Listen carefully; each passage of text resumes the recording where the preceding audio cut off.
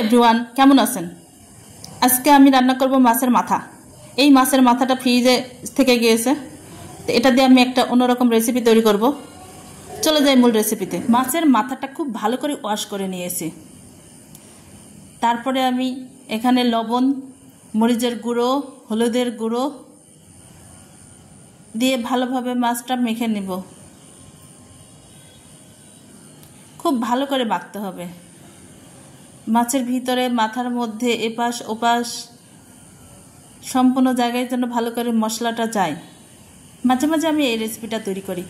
যখনই বড় মাছের মাথা চলে আসে, কি আর করার, দিয়ে আমি নতুন কোনো একটা রেসিপি তৈরি করি, যেটা সবাই মিলে খেতে ভীষণই ভালো লাগে।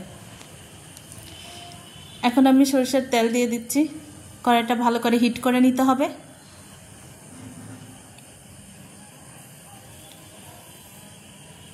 মাছের মাথাটা মাখিয়ে আমি প্রায় 15 মিনিট রেখে দিয়েছিলাম। এখন দিয়ে দিলাম। ভালো করে এটা ভেজে নিতে হবে।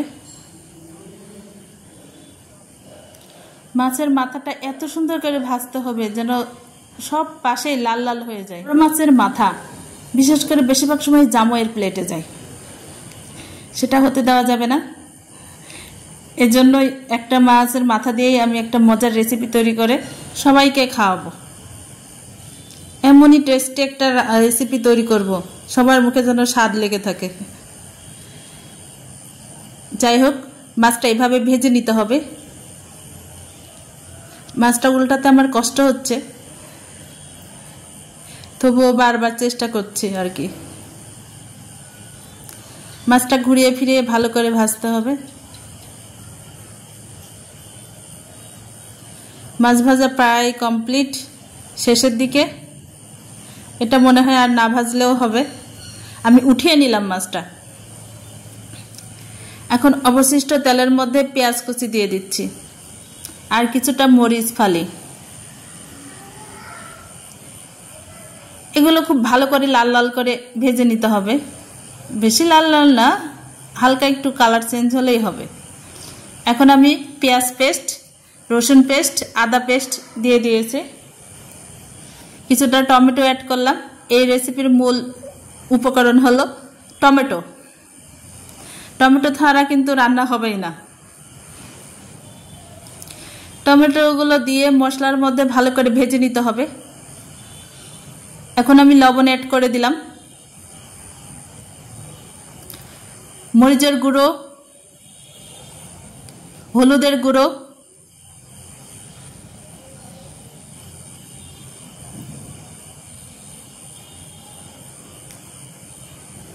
জিরার গুঁড়ো এবং ধনিয়ার গুঁড়ো অ্যাড করব।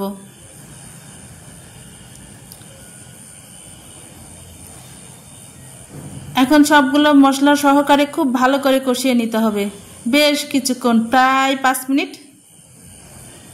এবার আমি গরম পানি দিয়ে দিলাম। পানির পরিমাণটা দিতে হবে কম করে।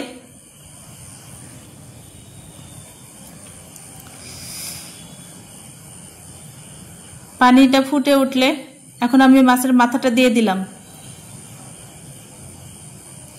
আর সামান্য পরিমাণ পানি অ্যাড করছি। মনে হচ্ছে একটু কম, আর একটু লাগবে।